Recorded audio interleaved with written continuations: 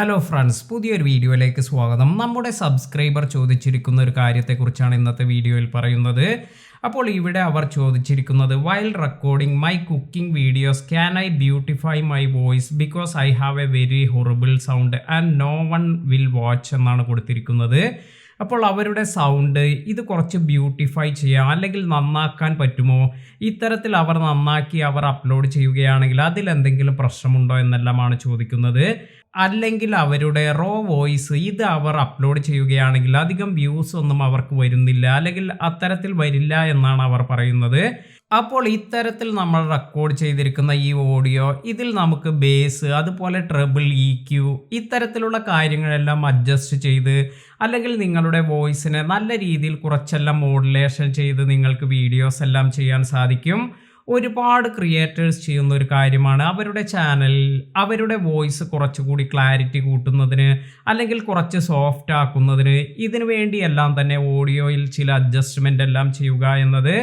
ഇത്തരത്തിലുള്ള ചെറിയ കാര്യങ്ങളെല്ലാം ചെയ്യുന്നത് കൊണ്ട് ഇതുകൊണ്ട് വലിയ പ്രശ്നമൊന്നുമില്ല. നിങ്ങൾക്ക് പ്രീമിയർ പ്രോ പോലുള്ള സോഫ്റ്റ്വെയർ എല്ലാം യൂസ് ചെയ്യുകയാണെങ്കിൽ ഇത്തരത്തിൽ ഓഡിയോ എഡിറ്റിങ്ങിന് ഇതിനെല്ലാം തന്നെ ഒരുപാട് ഫീച്ചേഴ്സ് എല്ലാം ലഭിക്കുന്നുണ്ട്.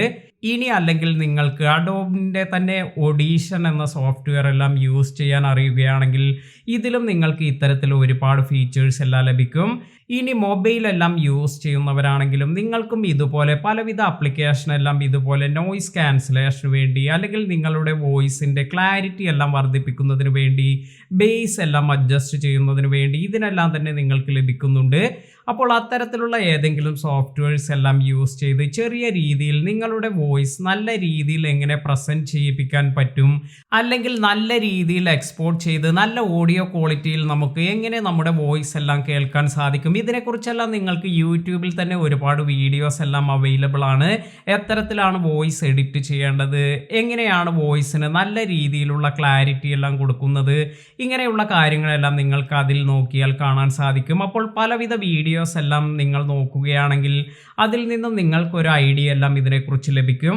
ഇനി മറ്റൊരു കാര്യമെന്ന് പറയുന്നത്, ചിലപ്പോൾ നിങ്ങൾ യൂസ് ചെയ്യുന്ന മൈക്രോഫോൺ ഇതിൻ്റെ പ്രശ്നം കൊണ്ട് നിങ്ങളുടെ വോയിസിൽ പ്രശ്നമെല്ലാം വരാം. അതായത് എല്ലാവരുടെ സൗണ്ടിനും എല്ലാ മൈക്രോഫോണും സ്യൂട്ടാകില്ല. അതിനാൽ തന്നെയാണ് ഒരുപാട് ക്രിയേറ്റേഴ്സ് അവർ ഇടയ്ക്കിടയ്ക്ക് മൈക്രോഫോൺ എല്ലാം ചേഞ്ച് ചെയ്ത് നോക്കുന്നുണ്ടാകും. കാരണം ഇത്തരത്തിൽ ഏത് മൈക്രോഫോണാണ് അവരുടെ വോയിസിന് നല്ല രീതിയിൽ സ്യൂട്ടാകുന്നത്, ഇത്തരത്തിലുള്ള ഒരു മൈക്രോഫോൺ എല്ലാം യൂസ് ചെയ്യുകയാണെങ്കിൽ നിങ്ങൾക്ക് വ്യൂസ് എല്ലാം വർദ്ധിപ്പിക്കാനും ഇത് സഹായിക്കും. കാരണം പലരും ഫേസ് ചെയ്യുന്ന ഒരു പ്രശ്നം തന്നെയാണ് ഇത്തരത്തിൽ നിങ്ങൾക്ക് കറക്റ്റായ വോയിസ് ഇത് നിങ്ങൾക്ക് റെക്കോർഡ് ചെയ്യാൻ സാധിക്കുന്നില്ല എന്നത്. പല പ്രശ്നങ്ങൾ കൊണ്ട് നമുക്ക് കറക്റ്റായ നല്ല രീതിയിൽ വോയിസ് റെക്കോർഡ് ചെയ്യാൻ സാധിക്കാതെ വരാം. അതായത് നമ്മൾ യൂസ് ചെയ്യുന്ന പ്ലേസ്, ഇപ്പോൾ നമ്മൾ ഉപയോഗിക്കുന്ന ആ ഒരു പ്ലേസിൽ ഒരുപാട് എക്കോ എല്ലാം വരുന്ന ഒരു സ്ഥലമാണെങ്കിൽ ഇത്തരത്തിൽ നമ്മൾ റെക്കോർഡ് ചെയ്യുമ്പോൾ അതിൽ നമുക്ക് ക്ലാരിറ്റി ഒന്നും തോന്നില്ല.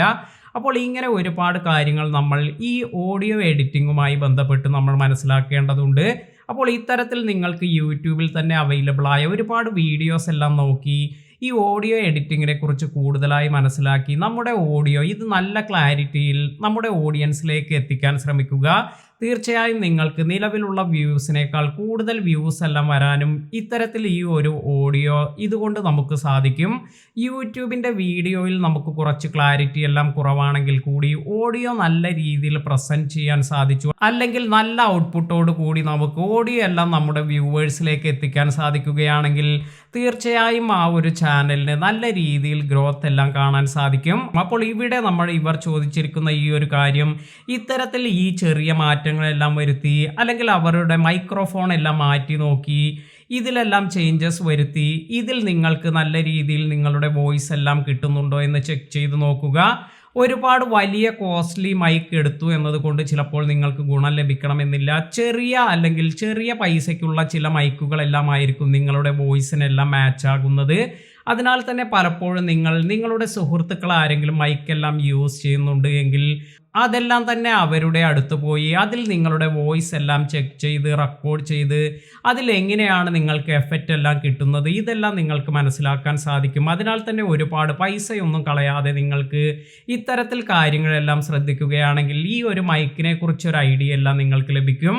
അപ്പോൾ ഈ ഒരു കാര്യം നിങ്ങൾ ശ്രദ്ധിക്കുക. ഇനി അടുത്തതായി നമ്മുടെ ഒരു സബ്സ്ക്രൈബർ ചോദിച്ചൊരു കാര്യമാണ്, അവരുടെ ചാനലിൽ സിംഗപ്പൂർ ടാക്സ് ഫോമിന്റെ ഇൻഫർമേഷൻ വരുന്നു, ഇത് പെട്ടെന്ന് തന്നെ സബ്മിറ്റ് ചെയ്യാൻ വേണ്ടി പറയുന്നുണ്ട്. അപ്പോൾ എന്തുകൊണ്ടാണ് ഇത് സംഭവിക്കുന്നത്?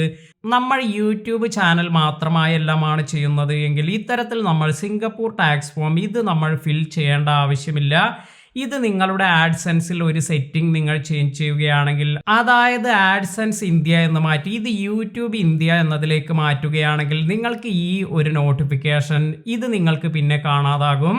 അതിനാൽ തന്നെ അത്തരത്തിൽ ഈ ഒരു ചേഞ്ചസ് എല്ലാം ചെയ്യുക. നമ്മൾ ഇവിടെ സെലക്ട് ചെയ്യേണ്ടത് യൂട്യൂബ് ഇന്ത്യ എന്നതാണ്. അതായത് നമുക്ക് വെബ്സൈറ്റ് ഒന്നുമില്ല, യൂട്യൂബിൽ നിന്നുള്ള വരുമാനം മാത്രമാണ് ഉള്ളതെങ്കിൽ യൂട്യൂബ് ഇന്ത്യ എന്ന് സെലക്ട് ചെയ്യുമ്പോൾ നിങ്ങൾക്ക് ഈ സിംഗപ്പൂർ ടാക്സ് ഇൻഫർമേഷൻ ഇത് നിങ്ങൾക്ക് ഫിൽ ചെയ്യാനുള്ള ഈ ഒരു നോട്ടിഫിക്കേഷൻ വരില്ല.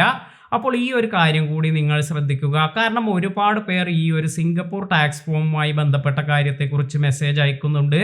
അപ്പോൾ എങ്ങനെയാണ് ഈ സെറ്റിംഗ് എല്ലാം ആഡ്സെൻസിൽ ചേഞ്ച് ചെയ്യേണ്ടത് എന്നറിയാത്തവർക്ക് വേണ്ടി ഞാനൊരു വീഡിയോ ചെയ്തിട്ടുണ്ട്. കാണാത്തവർ ആ ഒരു വീഡിയോ കണ്ടു നോക്കുക. അതിൻ്റെ ലിങ്ക് ഈ വീഡിയോയുടെ അവസാനം നൽകുന്നതാണ്. ഇന്നത്തെ ഈ വീഡിയോ നിങ്ങൾക്ക് എല്ലാവർക്കും ഉപകാരപ്പെട്ടു എന്ന് കരുതുന്നു. വീഡിയോ ഇഷ്ടമായെങ്കിൽ ലൈക്ക് ചെയ്യാനും ഷെയർ ചെയ്യാനും മറക്കാതിരിക്കുക. പുതിയ അറിവുകളുമായി മറ്റൊരു വീഡിയോയിൽ കാണാം. താങ്ക്